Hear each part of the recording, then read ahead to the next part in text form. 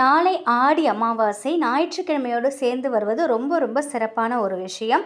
நாளை ஒரு எலுமிச்சை பழத்தை எடுத்து 2 அறுத்து குலதெய்வத்தை வேண்டி ஒரு துண்டு எலுமிச்சை பழத்தில் மஞ்சளையும் ஒரு துண்டு எலுமிச்சை பழத்தில் குங்குமத்தையும் தடவி நிலைவாசல் படியில் வைங்க. இந்த எலுமிச்சை பழம் உங்கள் வீட்டில் இருக்கக்கூடிய எதிர்மறை ஆற்றல் எல்லாத்தையுமே தன்னோட ஈர்த்துக்கும். இதனால் நம்ம வீட்டிற்குள்ளே நுழையும் எதிர்மறை சக்திகள் எல்லாமே தடுத்து நிறுத்தும். இந்த பரிகாரத்தை காலையில் செய்யுங்க.